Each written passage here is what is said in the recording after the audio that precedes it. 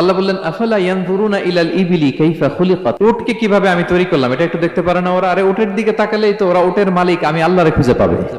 উটের কথা আল্লাহ কেন বললেন?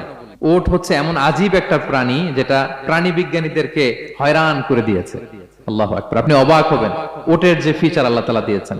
মক্কার লোকেরা উটের গোশত খাইতো, উটের দুধ খাইতো, উটের চামড়া দিয়ে দ্য ফাইনেস্ট লেদার তারা বানাতো, উটের উপর মাল নিয়ে বোঝাই করে এক প্রান্ত থেকে আরেক প্রান্তে পাড়ি দিত, নিজেরা উটের উপর রাইডিং করত।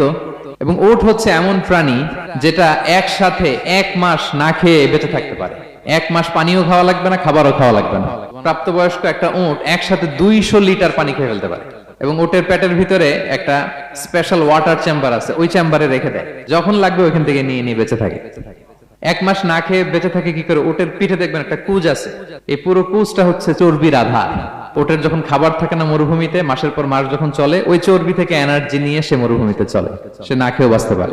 আমাদের চোখের মধ্যে যেমনি একটা পাপড়ি, এরকম এক পাপড়ি দিয়ে উটকে আল্লাহ বানায় নাই, ডবল লেয়ারের পাপড়ি দিয়েছে।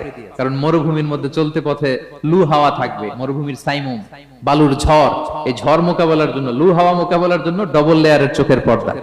একটা পর্দা ফেলে রাখে আর একটা খুলে সে হাঁটতে থাকে, তার কিছুই হয় না। সুবহানাল্লাহ। আমাদের 98 ডিগ্রি ফারেনহাইটে স্বাভাবিক তাপমাত্রা, তাই না?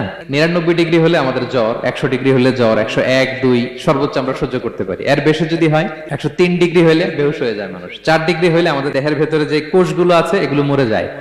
কিন্তু একটা উট মরুভূমির তাপমাত্রায় প্রতিদিন 104 ডিগ্রি 5 ডিগ্রি তাপমাত্রা সহ্য করে খুব স্বাভাবিক উট চলতে পারে, তার কিছুই হয় না।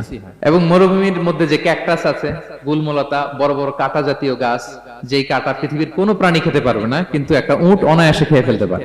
উটের জিহ্বাকে এবং পাকস্থলীকে আল্লাহ এমন স্পেশালি মেড করেছেন, যত কাঁটা দিবেন খেয়ে সাবার, ওর কিছুই হয় না।